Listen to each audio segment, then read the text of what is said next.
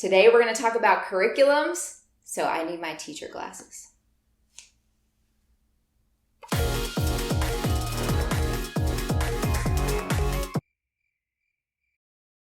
Hi, welcome to my channel. If you're already a subscriber, then welcome back. If you're new here, my name is Sarah and I have 4 kids under the ages of 8. And I've been homeschooling them for the last 4.5 years. And I also, on the side, help my husband run our wedding photography business. Now, these are just my sweet blue light blocker glasses, so I don't really need these for what we're doing.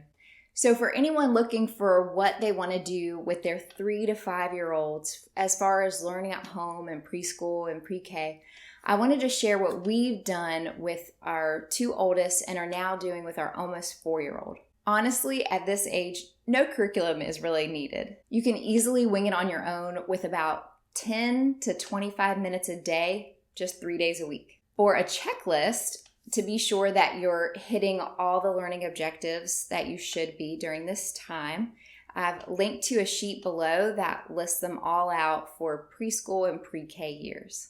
So here's your simple blueprint for preschool and pre-K. Basically, each week you just want to pick one letter, one number, one shape, and one color to focus on. Pretty simple. Of course, you'll end up repeating these, which is totally fine. They need that repetition. It's good for them. So if you really want to be an overachiever, you can also choose a science theme for each month. I mean, something really simple like animals, sea creatures, Arctic animals, insects, amphibians, like just make it easy, something that they would be interested in that kind of makes school more fun for them. And you could just find some YouTube videos to show them on those things, maybe even find a craft or some other hands-on activity that you can do related to that topic. When I only had one child to teach and just one other child at home, things were simpler. I had more time for him. I was less distracted. I had more brain cells, and I would just wing it every week. And that worked, and it was actually fun for me. But once we had 3 kids in the house, and I was trying to teach 2 of them, that got a little more crazy, a little more hectic. And it started to stress me out to not already be prepared for that. So I felt unorganized, and honestly, a lot of the days I would just skip teaching my second child because it just felt like too much. So my recommendation is if you're teaching more than one child at a time, just go ahead and prepare that stuff ahead of time. If you've watched my 5 tips for schooling at home video, you know that I like to rock and roll through school, be as efficient as possible, and get it done as soon as possible. Now, there are big books that lay out a year's worth of preschool learning. So if having to prepare sounds stressful or it does not interest you in any way, then just go get one of those books and it makes it super easy. But if you enjoy the freedom of being able to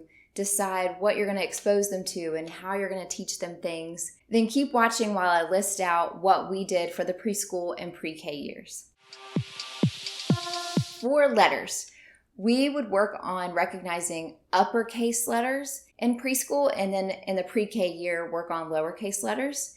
And we would work on memorizing the sound of each letter. And we could easily find books that are about something that starts with that letter. Or we could find foods that start with that letter, or any kind of toy or object around the house that starts with that letter. Make it fun. For numbers, you want them to be able to count to 10 and recognize written numbers. They also need to be able to recognize their full name when they see it written out. As far as sit-down instruction time for preschool, we would pick 2 activities to do a day, which would probably take 10, maybe 20 minutes, depending on what it is.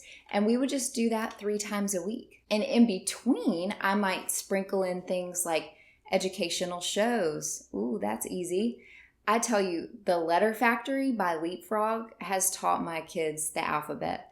Also, educational apps, Endless Alphabet on the iPad. That might actually be the one that's taught my kids their letter sounds, but those are amazing. They'll also learn through playtime, building with blocks, using their imaginations, molding things with Play-Doh, dancing to music, painting, discovering things outside. There are tons of important things that they're going to do outside of the sit-down learning time that are just as important. So don't put too much pressure on that part. In pre-K, we would do about 20 to 25 minutes of school 3 days a week, just following the same weekly themes that we did back in the preschool year. Now, I've included a link below to a Google spreadsheet that I made that lists out our lesson plans for pre-K. And it also includes lesson plans for kindergarten, first grade, and second grade.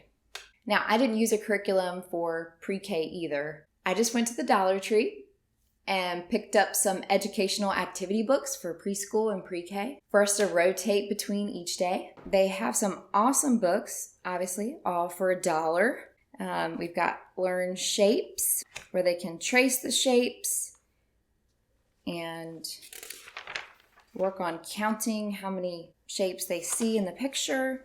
Numbers and Counting, where they're also tracing the numbers and counting how many objects are on the page. An alphabet book where they're tracing the letters and seeing pictures of things that start with that letter. I also use Pinterest to find hands-on activities and crafts. And then I was able to find a lot of free printable worksheets just on Google to fill in the gaps. For numbers, the main goal is one-to-one correspondence. Now that is a fancy teacher term for your child being able to count how many objects are in a group.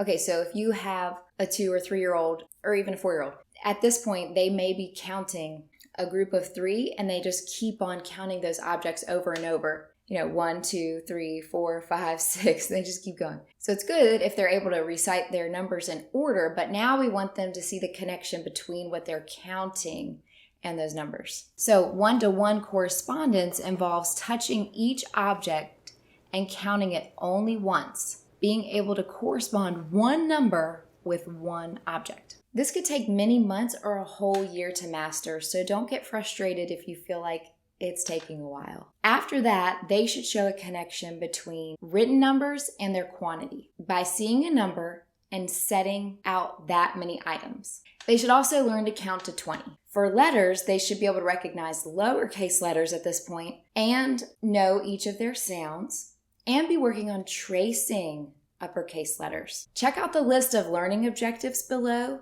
to see some other things that you can be adding in throughout the year, like writing their full name, memorizing your phone number, and recognizing patterns. We also do Bible time every day, or at least every school day. And at this age, we really enjoy the Character Builders Bible. It has a bunch of different characteristics that are valuable to teach your kids, and it's 4 pages per characteristic. So you've got a memory verse you could work with, you've got a story, you've got a little poem, and a little real-life application that they can look at. So we normally do 2 pages of a characteristic per day.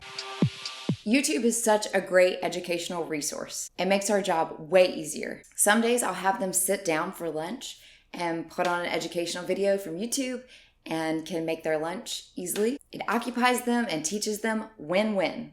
Some of our favorite channels are super simple learning songs. A lot of the songs are educational and the tunes help them to learn the content. The videos help them learn and keep their attention. My kids also love Busy Beavers, Bob the Train, Nemours, Kids Health, How the Body Works playlist, and the Piano Guys. I'm hoping that it'll spark their interest in playing instruments. Plus, music is a great way to grow the brain. Bonus, it's actually good music, and I'm not having to sit through more obnoxious kid music.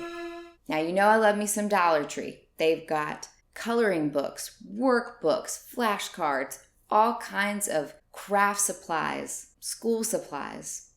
They have everything. I love the Dollar Tree. And it's only $1 per item. I feel like a queen when I go in there. And of course, reading books is an easy way for them to learn new vocabulary and to spark their imaginations. Really what I want to say is don't overcomplicate this. They're going to learn and there's no rush. Now, if you have any questions, please feel free to leave a comment below. If you have any ideas for what's worked really well for your little ones, please leave that in the comments below as well. And also check out my other videos on how we schedule our school day and tips for having a calm and organized school day. And if you found this video helpful, give it a thumbs up and don't forget to subscribe and hit the little bell so you don't miss another video. Talk to you soon. For preschool. Oh, is this Tommy? Yes. How dare you? Okay. Quiet on the set.